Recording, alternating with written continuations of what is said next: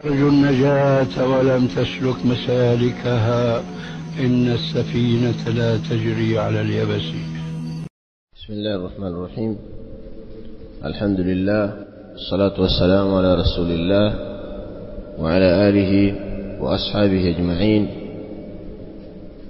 أما بعد. ndugu zangu waislamu tuliohudhuria katika msikiti huu mji wa Lamu, Masjid Sheikh Abdallah Al-Farsi rahimahullah ta'ala, tukiwa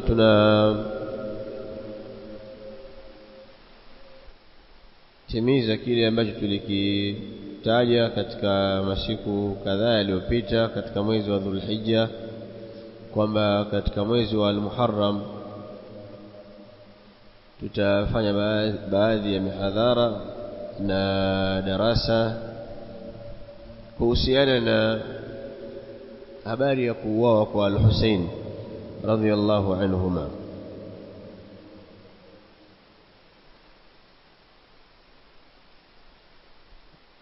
Kwa sababu kiuhalisia ukweli hasa ulivyo kwamba katika sehemu zimeingia uharibifu ni upande wa historia. Hilo linatajwa na wanachuoni. Achilia mbali hilo, na wengi katika wanaozungumza hasa kwenye vyombo vya habari kama maredio au television, katika mambo ya hizo WhatsApp sio kitu gani, vyote hivyo vinavyotumika wasailu zile ya tawasul, wengi wazungumza urongo na mambo si ya kweli. Tafiti za kielimu haziwaungi mkono kwenye yale wanayoyataja, isipokuwa kinachotumika ni kuangalia mtu udhaifu wa watu anaoongea nao na ataongea nao kwa lugha gani, ili yeye aseme hili lakini wao wamuelewe hivi. Mara nyingine mtu pia za kutukana alafu kumfurahia pia, kwa mashaallah amezungumza vizuri lakini amekutukana pia, inawezekana hivi. Kwa hiyo watu hutumia mbinu, kwa sababu kila mtu anapokuwa kwamba mjinga sana ndio pia anapokubali kudanganywa sana. Kila unapokuwa mpumbavu sana ndio pia unapodanganywa sana, na kila ukiwa mwerevu hivi pia inakuwa ni mara chache kukubali baadhi ya mambo, kwa sababu unakuwa na sehemu katika utambuzi. Kwani mtu asiyejua Qur'ani, mfano hajui Qur'ani, halafu ukazungumza maneno ya Kiarabu tu ukamwambia hiyo ni aya katika surati At-Tauba, atakukatalia vipi?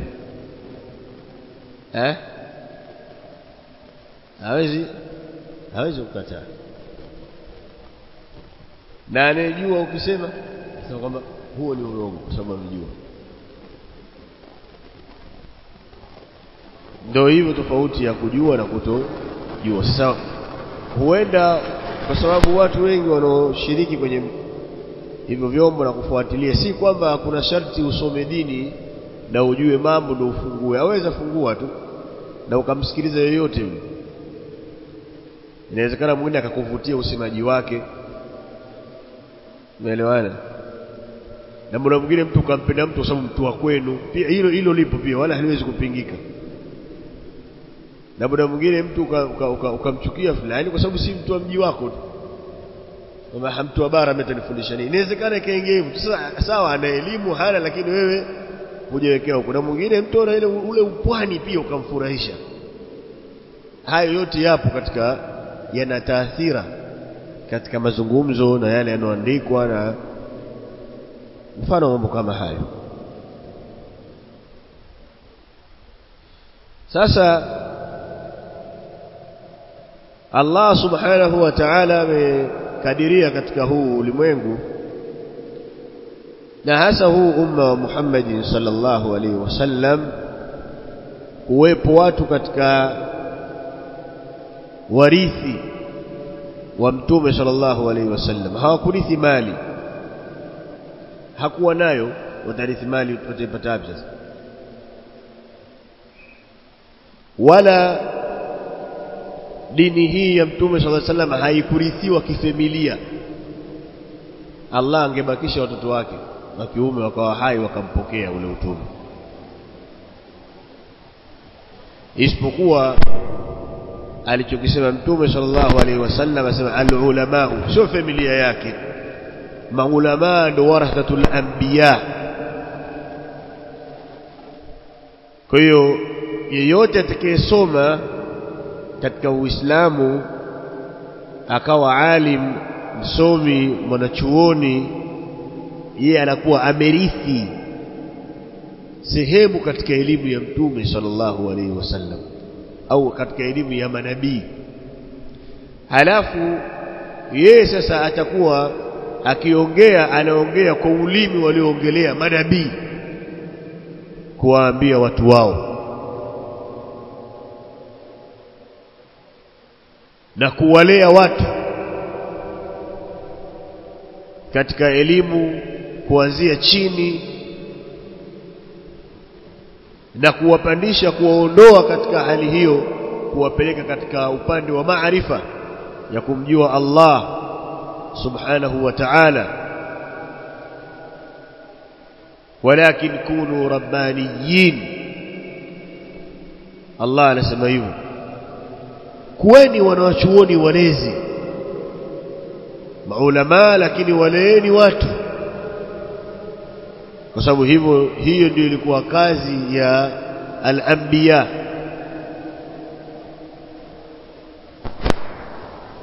Watu wamjue Allah subhanahu wa ta'ala, wafahamu Mola wao wanawataka nini, wajue manabii kile walichokifikisha katika risala.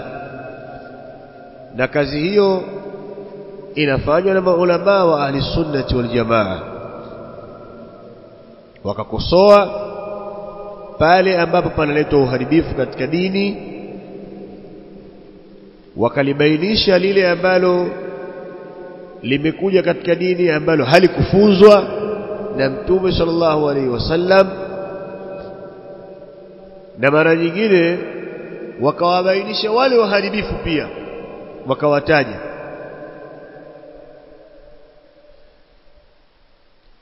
Na haya na ushahidi kwenye Qur'ani, Allah analitaja hilo, na katika sunna za mtume sallallahu alaihi wasallam.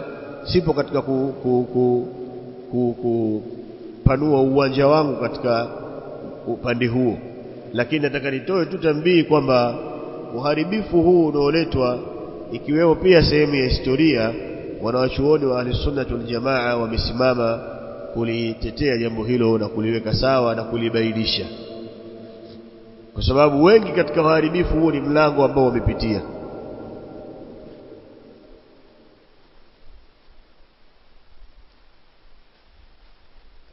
Na miongoni mwa mambo hayo ni tukio hili la kuuawa kwa mjukuu wa mtume sallallahu alaihi wasallam, al-Husayn bin Ali radhiyallahu anhuma. Si hatuwezi kusema imamu, kwa sababu Husayn aslan hakuwa imamu. Aliyewahi kuwa imamu ni al-Hasan, ndio aliyekaa katika utawala miezi 6, baadaye akajiuzulu akamwachia Muawiya. Husayn aslan yeye hakuwa imamu. Kwa hiyo lugha hiyo inatumiwa na watu fulani, lakini kwa malengo fulani pia. Lakini al-Husayn radhiyallahu anhuma yeye ma kana imaman.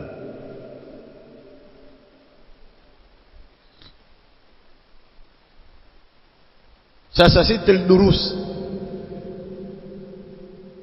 na kudurusu kwetu si suala kwamba aliuawa au hakuuawa. Ameuawa kweli, hilo halina ishkali kwa watu bila shaka. Suala lili la muhimu tunatakiwa kulijua kwamba kwani aliyemuua nani? Kwa sababu inawezekana mara nyingine yule anaelia ikawa ndiye aliyefanya tukio, lakini akaona kule kulia na kule kutoka machozi ni kuwaambia watu wengine kwamba sijafanya mimi. Ndio lile nilozungumza mwanzo. Lakini ikawa uhalisia unaonyesha kwamba wewe ndio uliofanya hata ukilia. Inawezekana ikawa hivyo. Sasa sisi hatutaki suala la tunayoyaona kwa macho. Tunataka uhalisia ukoje, ili wewe Muislamu ujifundishe kitu katika tukio hili, na huenda pia likakufaa katika jambo hilo utalojifunza, likakufaa kwenye matukio mengine. Kwa hiyo kuna haja ya kuvipitia vitabu, na hasa vitabu vya wale wanaodai wamedhulumiwa, wale watuambie vile vinasemaje kuhusu jambo hili hasa. Sababu najua watu wengi wa kawaida wao hawashughuliki na mambo hayo.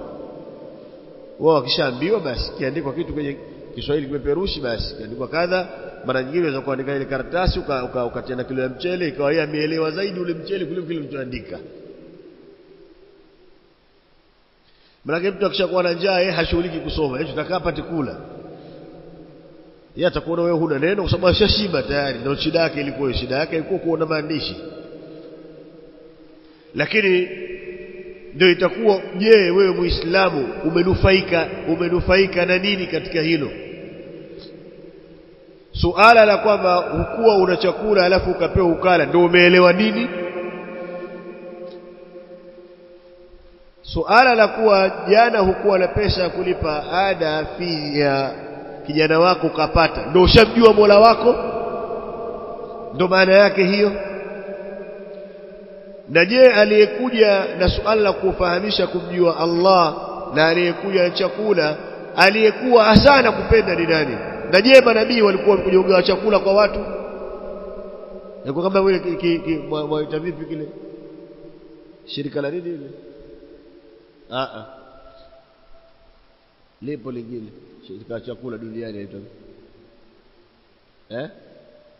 FAO, sio? Manabii ilikuwa kazi yao hiyo? Hapana.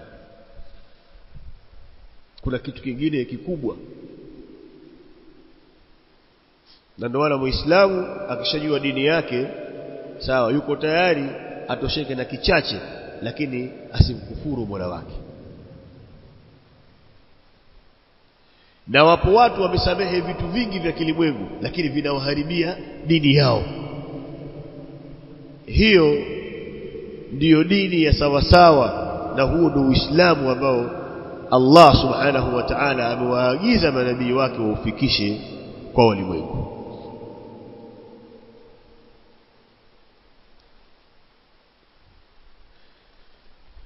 Katika nukta zetu 4 tutazungumza kila siku nukta moja, leo na kesho inshallah,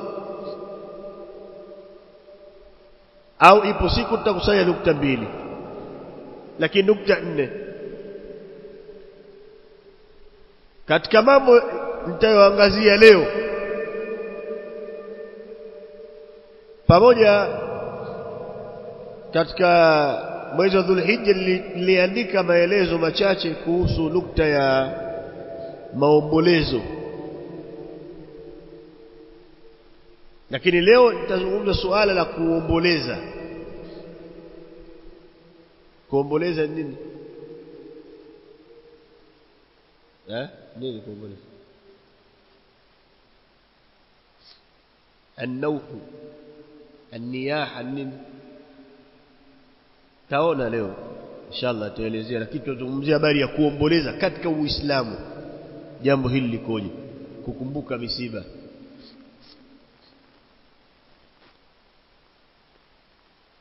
Lakini kwa maana yake ambayo inatajwa na wanachuoni.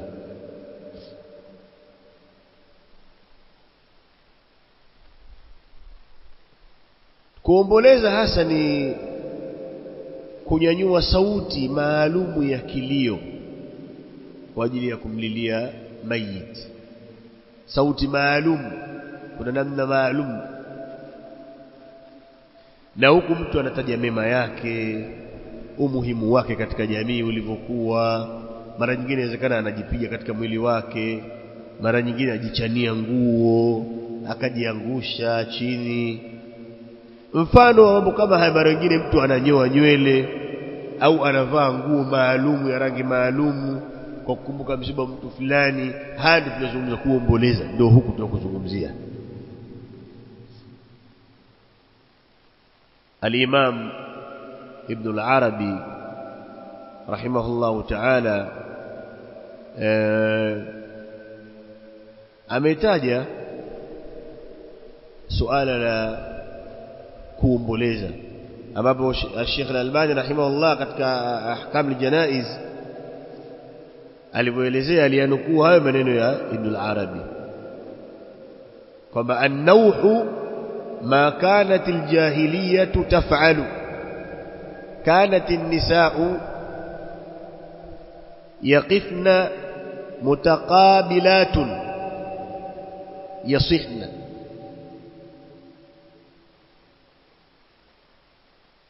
ويحثين التراب على رؤوسهن ويضربن وجوههن. ابن العربي رحمه الله anasema النوح kuomboleza ما كانت الجاهلية تفعل, ni yale ambayo walikuwa wanafanya watu kabla ya Uislamu. Katika jahiliya walikuwa wanafanya kabla ya Uislamu. كانت النساء, walikuwa wanawake yaqifna mutaqabilatun yasihna, walikuwa wanawake wakisimama huku wameelekeana, na huyu ameelekeana na huyu, halafu wanaanza kunyanyua sauti wakipiga kelele. Wayahthina turaba ala ruusihin, na wakijimwagia michanga juu ya vichwa vyao. Wayadribna wujuhahunna, na kuzipiga nyuso zao, jipiga makofi usoni na maneno, wanapandisha sauti wakizungumza baadhi ya maneno. Mengine wanamtaja mtu alivyokuwa, alikuwa kadha, alikuwa hivi. Kama mfano leo mtazafiliwa mwanamke akanyanyua sauti kwamba Mola wangu umemchukua kijana wangu, ndio huyu alikuwa anafanya, ndio hiyo tunazungumza na maombolezo. Ni haramu. Na lau kama kutubia siku ya kiyama atavalishwa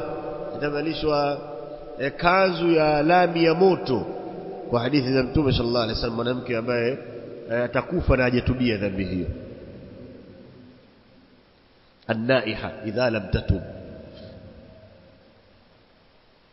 Kwa hiyo ndo maana ya maombolezo,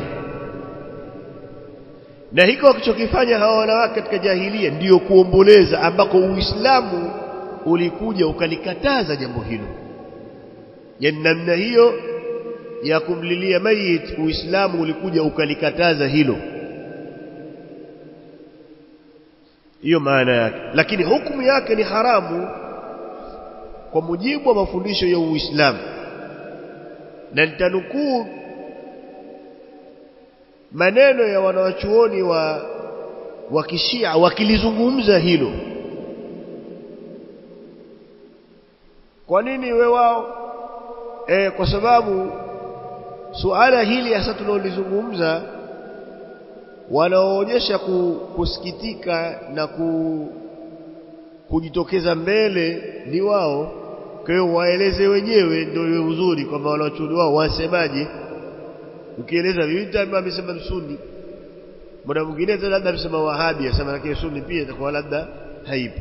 Lakini asiseme Wahabi, aseme yule aliyaye na akajipiga, aseme mwenyewe kwa yale maandiko yao yanasemaje kwenye kadhia hii.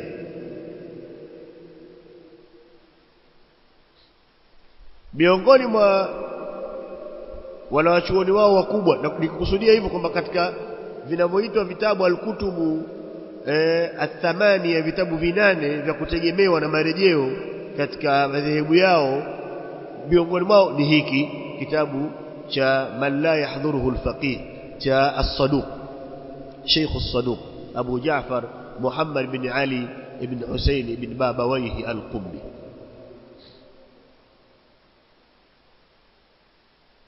Kwa maana katika vitabu ya jumla vile vitabu vinne vya kutegemewa kabla ya kuongezwa vinne vingine kuwa vinane, vile vinne vya kutegemewa hiki kimo pia. Yeye anasema min alfadhi rasulillah sallallahu alayhi wasallam almujiza التي لم يسبق إليها النياحة من عمل الجاهلية. anasema miongoni mwa maneno ya mtume sallallahu alayhi wasallam yaliyo mafupi kabisa, maneno mafupi lakini maana yake mpana. Miongoni mwa maneno ya mtume sallallahu alayhi wasallam ambayo ibara yake ni fupi lakini ina maana pana, maneno ambayo hakutanguliwa maneno hayo kabla yake na yeyote kuyasema. Alisema an-niyahatu, nimeshaeleza sasa niyaha ni nini kwa maneno yale Ibn al-Arabi. Kuomboleza min amali al-jahiliya, ni katika matendo ya kijahilia kabla ya Uislamu ndio kufanya hivyo.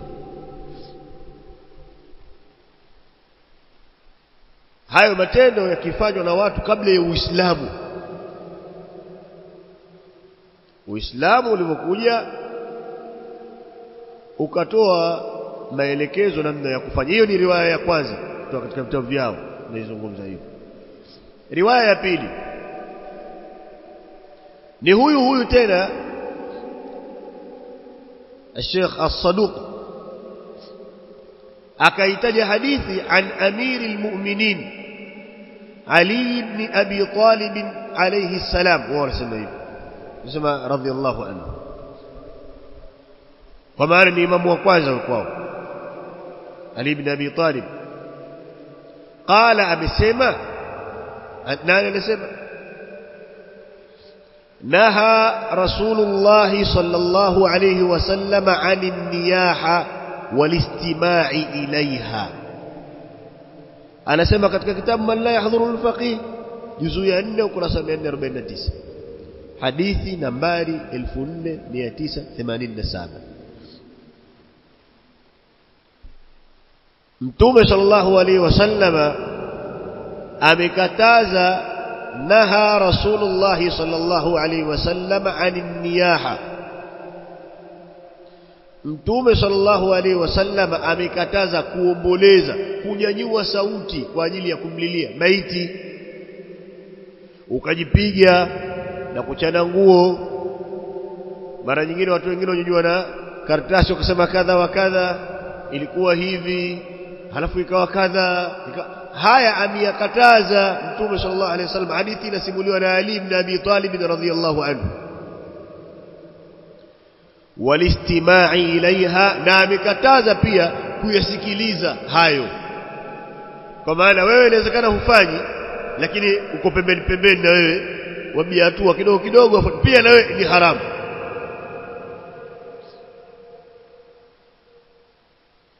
Maana mtu anaweza kusema mimi sikushiriki. Si mtu mara nyingine anaweza mwambia kwamba wewe umealikwa kwenye harusi, lakini pale pana ngoma, pana muziki, kama hizi harusi za kikwetu zilivyo nyingi ziko hivyo.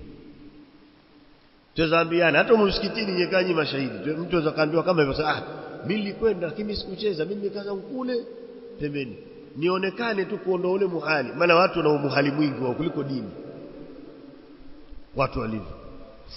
Sasa wewe waona ukisema hivyo ndo ufanye, yaani ndo ufanye jambo zuri mwenyewe waona hivyo. Au pale nyumbani, unajua mambo ya wanawake, mimi nilipokuja mambo ya ngome niko na kaka zangu msikitini mpaka alipomaliza ndio eti baba mwenye nyumba ndio unofaliza. Kwa hiyo ufanye uzuri ulipokaa kule msikitini. Hapana.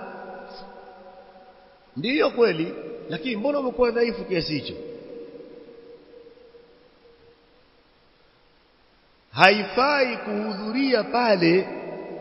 Ikiwa umekwenda basi unaweza kukemea katika munkar. Kama utakwenda, wajua ukipata wasaa, jamani kweli mimi nimekuja lakini hili tulilofanya silo, hii ni haramu, na mimi hapa sitokaa, sihudhurii. Ni kweli shughuli inanihusu, lakini sipo, natoka. Kama huwezi usende, hiyo muhali akijulikani kitu gani, lakini kwa wewe unatakiwa usende, au ukienda watakiwa ulikemee. Hiyo muhali hii yako wewe sasa inakuwa. Sasa inawezekana mtu tukamwambia maneno kama haya akasema mimi nilikuwa siimbi wala sijichani nguo wala sijipigi, lakini nilikuwa mimi mwenyewe nachukua picha kwa simu tu. Ndo ambiwa hata kule kusikiliza pia ni haramu. Maneno haya yanazungumza Ali bin Abi Talib radhiyallahu anhu, ameyanukuu Ibn Babawayhi al-Qummi kwenye kitabu chake Man la yahdhuruhu al-faqih. Pokea hayo wewe, hata kama ukijisho kitabu wewe dhibiti tu hivyo, afu kaseme uko nje, wewe sema tu, alafu mtu atakucheka kwamba wewe kitabu atakuletea ukijua. Sasa mimi sikijua, lakini amesema hivyo. Wewe unakijua, lete maneno mengine ambayo si hayo, lakini hayo maneno yamesemwa. Hiyo ni riwaya ya pili inatuelezea hukumu ya suala la kuomboleza katika Uislamu, na haya maneno yanazungumzwa, yamenukuliwa kwenye vitabu vya wenyewe wenye jambo hilo la maombolezo, hasa katika mwezi huu wa Al-Muharram. Riwaya ya tatu amenukuu tena yule Abu Jaafar As-Saduq kwenye kile kitabu chake. Riwaya hii ya tatu pia ameinukuu akielezea suala hilo.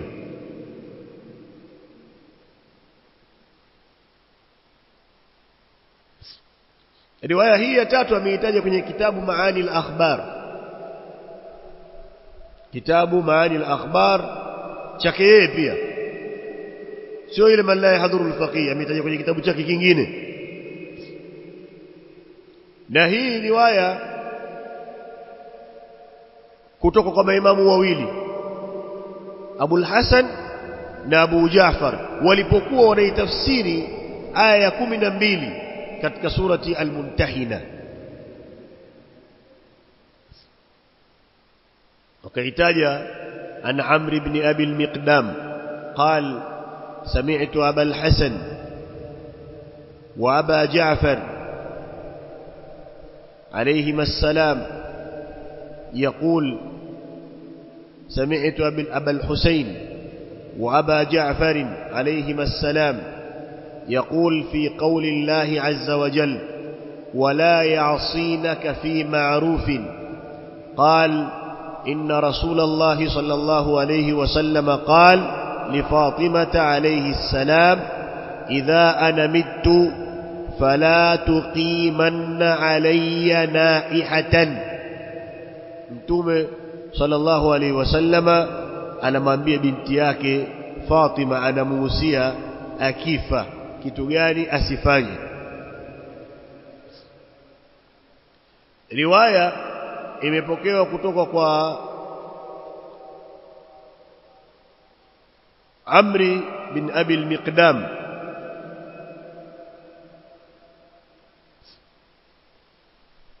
anasema nilimsikia Abu al-Hasan, anasema Abu al-Hasan na Abu Jaafar alayhima salamu wanasema katika kauli yake Allah inayosema wala ya'sinaka fi ma'rufin, walikuwa wanaitafsiri wala wasikuwasi katika mambo yanayojulikana kuwa ni wema. Waliitafsiri wakasema kwamba hakika Mtume sallallahu alaihi wasallama amesema kumwambia binti yake Fatima, qala lifatimata alayha salam idha ana mittu, nitakapokufa fala tuqimanna alayya naihatan, nitakapokufa usinifanyie mimi maombolezo, usifanye maombolezo nikifa. Maneno haya anasema nani? Mtume sallallahu alayhi wa alihi wasallam. Hizi riwaya tatu hizi, ya kwanza kwamba anaiha katika mambo ya jahiliya, ya pili ni Ali ibn Abi Talib radhiyallahu anhu ataja riwaya kwamba Mtume sallallahu alaihi wasallam amekataza, bali amekataza kusikiliza. Na hii riwaya ya tatu ni kwamba Mtume sallallahu alaihi wasallam anamuhusia binti yake Fatima kwamba atakapokufa asiomboleze. Swali tu la kuuliza sasa katika haya tuliyosema, hawa wafanyayo mambo haya wana dalili gani? Lakini ni yupi katika maimamu baada ya kuuawa al-Husayn radhiyallahu anhu kule Karbala, ni yupi katika maimamu waliokuja baada yake aliwahi kufanya maombolezo? Narudia, baada ya maelezo haya machache tulotaja, pana maswali ya kujiuliza. Swali la kwanza, hawa wanaofanya mambo haya wana dalili gani?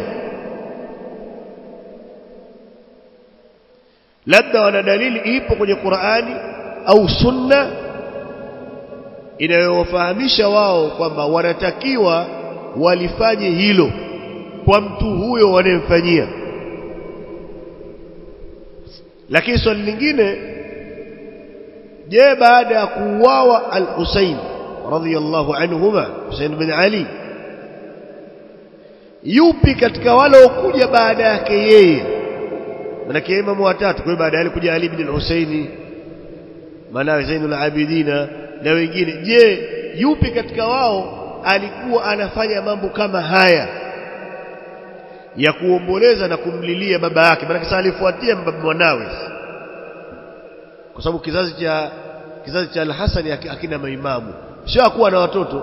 Nisikilizeni uzuri, hakuna maimamu, wana kadhia naye nyingine huko, hawamtaki kwa jambo lingine. Lakini sio kwamba alikuwa nao watoto, lakini huko hawamtaki. Kizazi cha maimamu kimejua kizazi cha al-Husayn. Ndio maana wengi, hata mtu ukisikia Azma Sharifu itakwenda, lakini itatokea kwa nani? Al-Husayn. Ndio kuja huko pamoja. Huko al-Hasan huko wana kesi naye, hawamtaki. Lakini imamu ni cheo kinatoka kwa Mungu, lakini wao hawamtaki. Huko tuachane nako. Swali la kwamba waliokuja baada ya al-Husaini ni nani aliyefanya mfano wa mambo haya? Lakini pia kuna swali lingine, kwani kabla ya al-Husaini hawakuuawa watu huko? Je, kilikuwa wanafanya kitu gani watu ikifika ile tarehe yao waliouawa? Hawakuuawa manabii, hawakuuawa watu wema.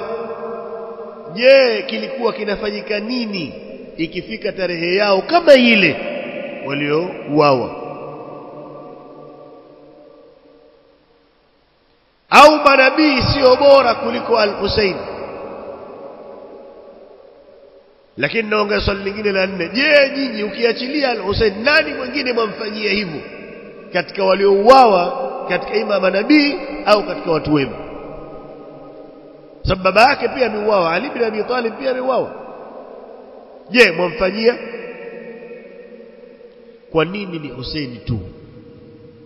Na hilo swali nyinyi ondokeni nalo, kaulizeni huko nje, kwa nini ni Husaini tu? Kama mkipita, kwa nini ni Husaini tu?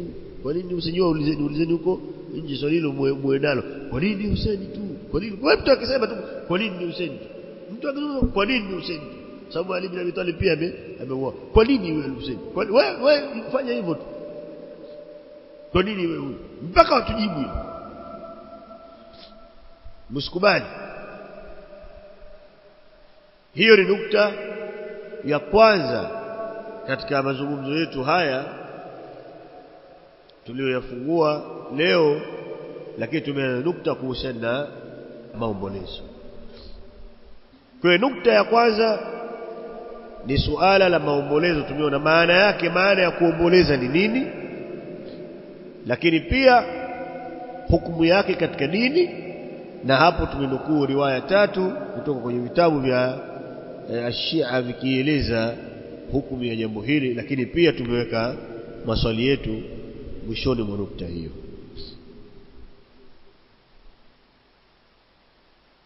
Hapa itanisukuma kutaja jambo la pili.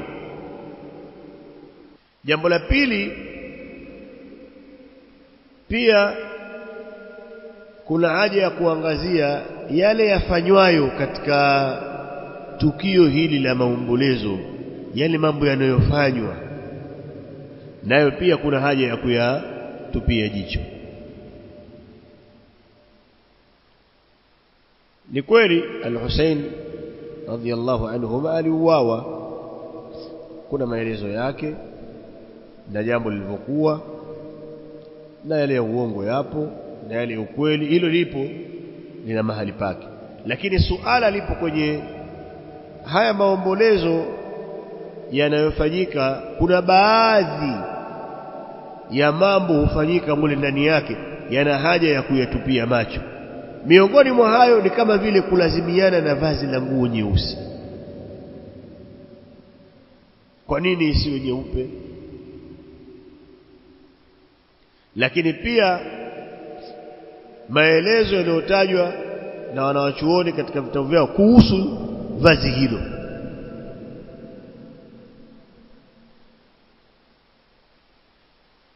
Na kusudia kuna inawezekana mtu akavaa, inawezekana akajifunga kilemba pia cheusi kichwani. Lakini kuna suala la kujipiga. Huku kwetu inawezekana labda tawala haziruhusu hivyo, mtu kujipiga. Uislamu ni haramu aslan. Wala taqtulu anfusakum inna Allaha kana bikum rahima. Inawezekana hilo, lakini pia inawezekana mtu afanye hayo anaona pia ikiwa mtu aumwa tu kitu kidogo, mguu tu mteguka kidogo, atafanya safari ya kwenda India. Je, ajipige namna ile? Ataenda wapi? Ana pesa kujitibu? Hiyo safari yenyewe mtu watakaopewa nyama ukale, pia watakakujipiga hiyo, utaenda wapi? Utapelekwa wapi sasa? Naam. Sasa ile mtu ni hakuna kujibia kwa namna ile, afu ukifika kule mtu wala biriani wacheka, ndio mfiliwa nini sasa? Watu wafiliwa hivyo? Kweli hasa mtu mwenye uchungu mfiliwa hivyo? Kwa hiyo mfano matukio kama hayo hasa nchini Irani, Iraki, Lebanoni, yale yanofanyika, wamefikia hatua mtu kujikata kutumia visu. Mtoto wake mdogo anaweza kumleta akamkata kichwani, kumkata kweli yani.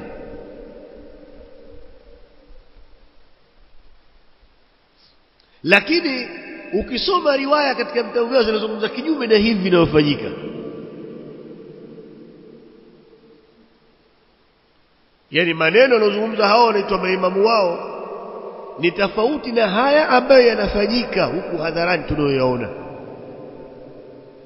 Tuanze swali la kuvaa nguo nyeusi. Huyu As-Saduq Abu Jaafar ameipokea riwaya kwa sanadi yake mpaka kwa Abu Abdullah, miongoni katika maimamu wao, akisema anna amira almu'minin alayhi salam allama ashabahu fi majlis wahid 400 bab. Amir almu'minin Ali ibn Abi Talib radhiyallahu anhu aliwafundisha wafuasi wake katika kikao kimoja, majlisi moja, akawafundisha milango 400. Milango 400 ya kielimu mafundisho. Mimma yasluhu lilmuslimi fi dinihi wa dunyah. Milango hiyo ni miongoni mwa mambo ambayo yasluhu lilmuslimi,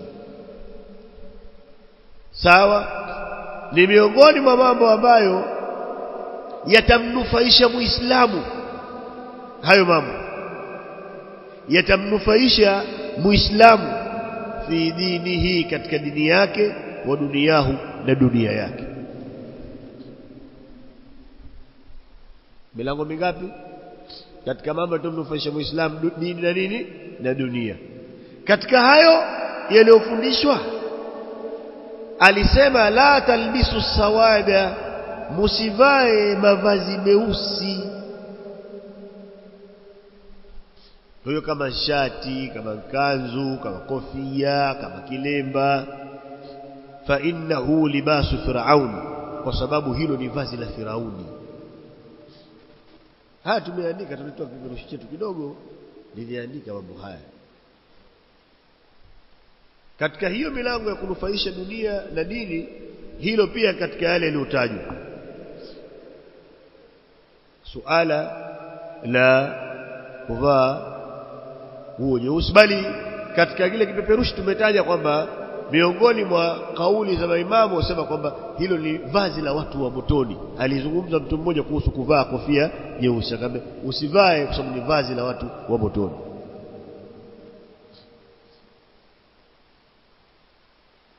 Lakini pia suala la kujipiga na kujikatakata mwilini, kifuani, kichwani, mgongoni, usoni, na watu wanakufa wengine.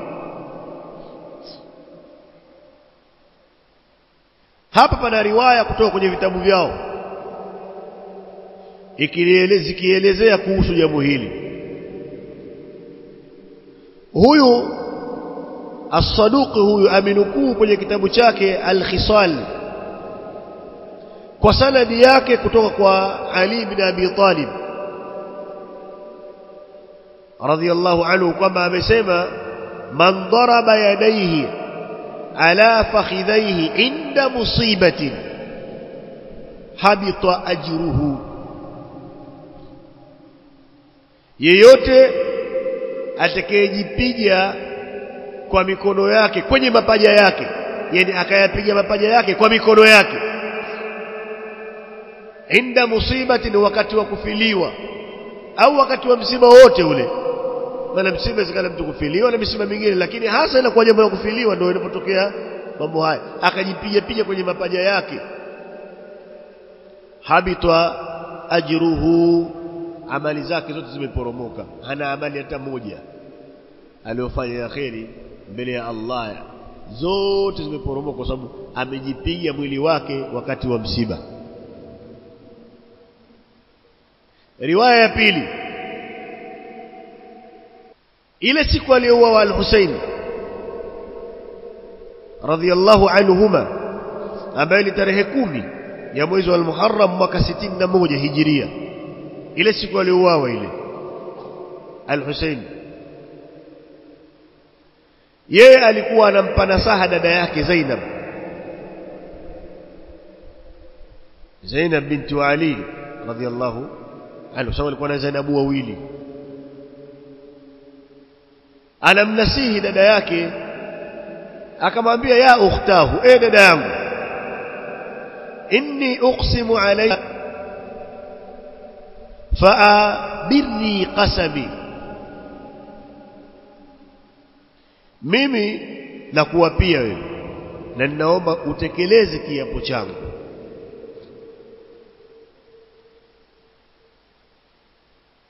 Idha ana kutiltu, ikiwa nitauliwa mimi, nitauawa, fala tashuqi alayya jayban, basi usichane nguo kwa ajili yangu. Fala tashuqi alayya jaybu, ni kama hiyo inaitwa moja hivi, kama lisani ya kazi, yani jaybu ni hii sehemu ndo jaybu. Kwa hiyo watu wanakamata hapa akachana, sio ndio tunapoanzia habari ya kuchana nguo. Usichane nguo kwa ajili yangu kunililia mimi. Wala takhmushi alayya wajha, na wala usiurarue uso wako kwa sababu yangu mimi, kwa sababu ya msiba wangu. Usijichubue ukaurarua ule uso kwa ajili ya kunililia mimi. Maneno haya yanatajwa kwenye kitabu Muntaha al-Akhbar cha Abu Jaafar ibn Babawayhi al-Qummi, al-Husaini mwenyewe anamwambia dada yake yuko naye katika ile sehemu ya pale alipouawa al-Husaini. Kwa nini amwambie maneno hayo? Akijua kwamba ni jambo ambalo hufanywa na Uislamu umelikataza, yeye anatoa nasaha ikiwa limetokea hilo, wao wasije wakakhalifu dini kwa ajili ya kulilia msiba wake. Haya, dada mtu aambiwa maneno hayo na al-Husaini mwenyewe.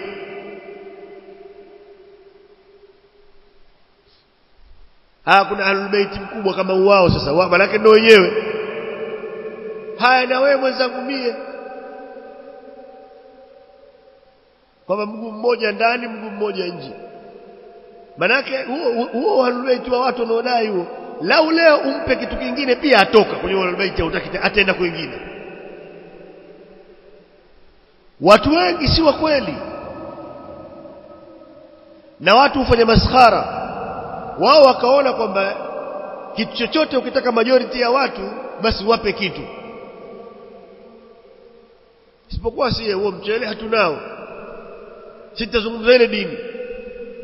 Allah subhanahu wa ta'ala anayetaka kumpa hidayah kupitia kile kitachozungumzwa yeye Allah, watu wake yeye. Lakini huwa sharti kwamba mawaidha na pesa. Mawaidha na mchele si hatuna hilo, na nikipata mtapata.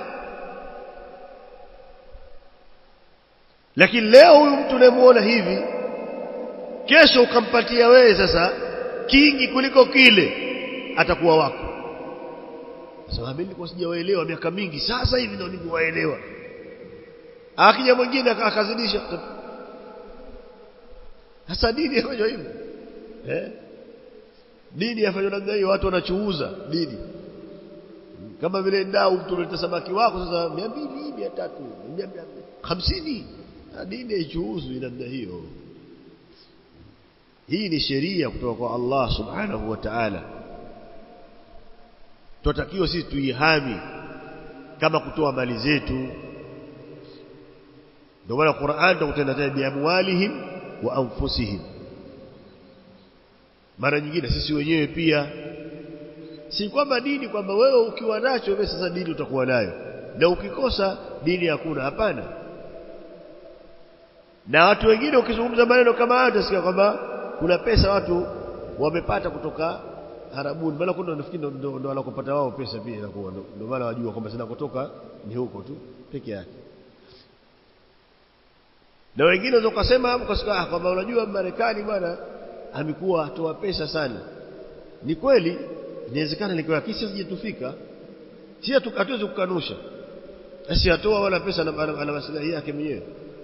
Lakini sisi mpaka sasa hajatufika. Kuna watu wengine hata hiyo dola haijui ilipokaa, dala ikoje. Kama ukimwambia dola 100 wala haijui. Lakini je, ndio dini haitisisemwe? Na kila atakaye kupinga wewe ukifanya uovu ampata pesa, na wewe wapata wapi? Bali sisi tuna ushahidi kwamba hawa wafanyayo mara nyingine wenyewe ndio husema maneno hayo pia. Kama mimi kama mkinicheleweshia nitasema mimi. Usisema nini? Mwenyewe usema hivyo. Hayo mengi hapo watu husema maneno hayo. Watu tunaojua wa karibu yetu, wengine wa mbali, lakini wapo watu wanaosema hivyo kabisa. Lakini sisi tunachokizungumza kwamba uhalisia wa dini utabaki pale pale. Allah subhanahu wa ta'ala, hata kama sisi hatukutaka tukanyamaza, Allah ataleta watu watasimamia haki, wataizungumza, batili wataibainisha. Hilo liko katika mwenendo alioweka Allah subhanahu wa ta'ala katika ulimwengu huu. Kwa hiyo sitaki kurefusha nikapitisha muda wa swala, lakini hii ilikuwa nukta yetu ya pili, kwamba yale yanayofanyika katika matukio yanayofanyika katika yale maombolezo ni mambo ya haramu mengi, bali yamethibitishwa ndani ya vitabu vyao hao wafanya mambo hayo. Sasa labda watuletee riwaya nyingine kutoka kwa maimamu imewaruhusu kuvaa nguo nyeusi. ivunje hizi nyingine ambazo zimetajwa na maimamu. Lakini hapa tunaona kwamba nguo za Firaun, lakini pia imetajwa vazi la watu wa motoni. Sasa sijui mambo na mwingine waweza ukasema shatukufurisha. Sitozungumza kwamba yaliyokuja kwamba vazi la Firaun, kuna riwaya nyingine zinasema wanaovaa hivyo watu wa wapi? Watu wa motoni. Riwaya zinasema hivyo. Sio tukisema kwamba wao peke yao ndio watu wa peponi. Sababu tunazungumza kwamba mtu kivaa koti na kofia tu, hilo hakuna katika upande wetu, ni vitabu vyetu. Lakini riwaya zinasema mwenye kuvaa hivyo ni watu wa motoni. Ili msiwe ndio msivae.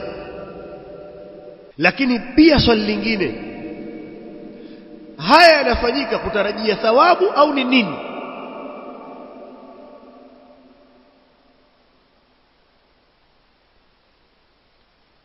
Si kwamba majibu hatuna, na tunajua majibu pia kutoka kwenye vitabu vyao, lakini tutakatuulizia wafanyao wanatarajia kupata thawabu. Je, ni katika ibada? Na kama ibada afanyiwa nani? Manake aliuawa al-Husayn. Ni kweli watu wametakiwa wajikurubishe kwa Allah kwa ibada hiyo, na inawahusu nyinyi peke yenu katika Uislamu? Je, kuna maelekezo ya kumwabudu Allah na kutarajia thawabu kwa kufanya mambo kama hayo?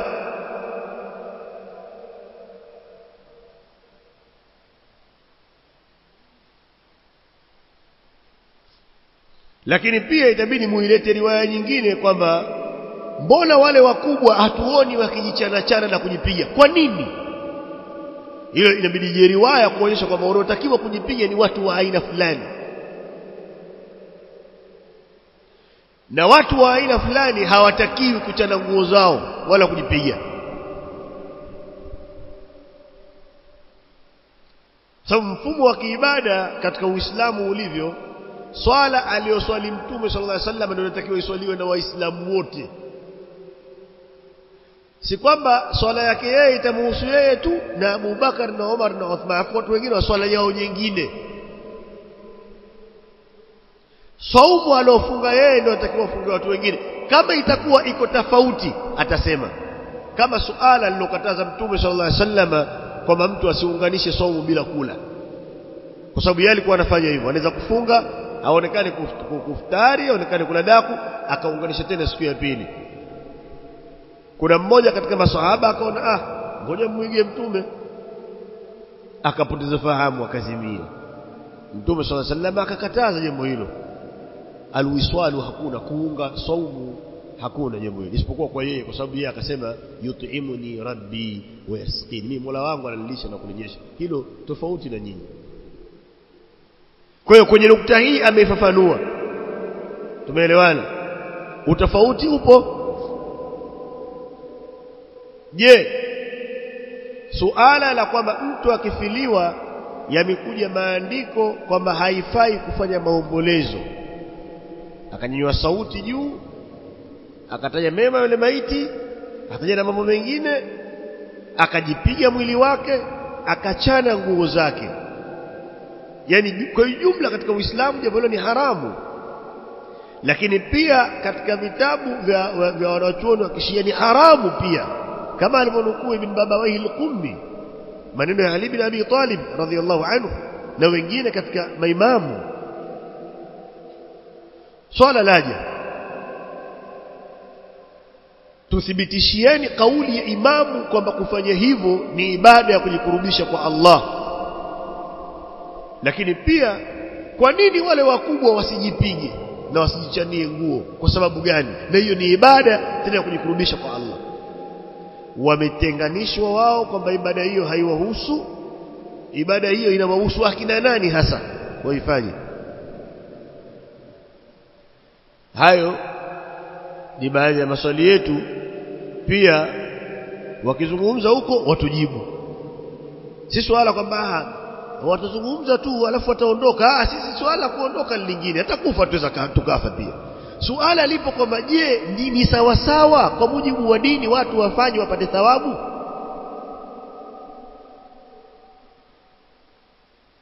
Na wala huwezi kuita matusi, hapana.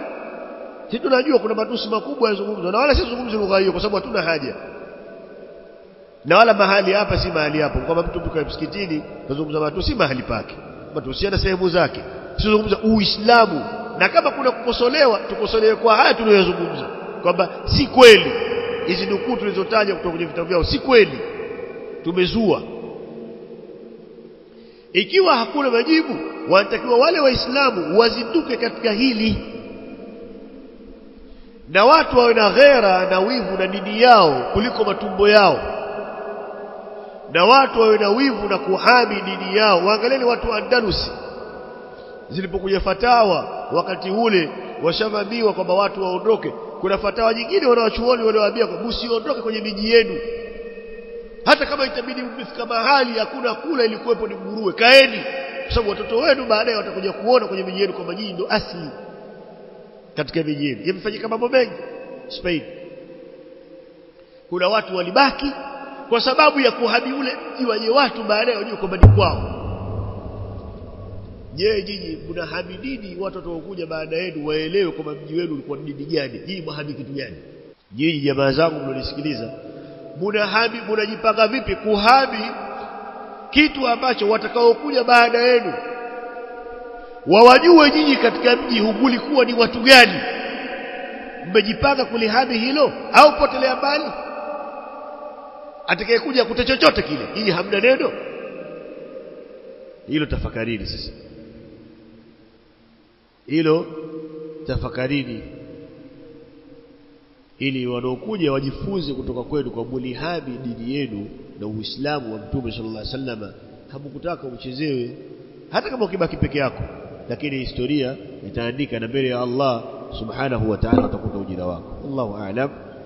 Wa sallallahu ala nabiyina Muhammadin wa ala alihi wa ashabihi ajma'in.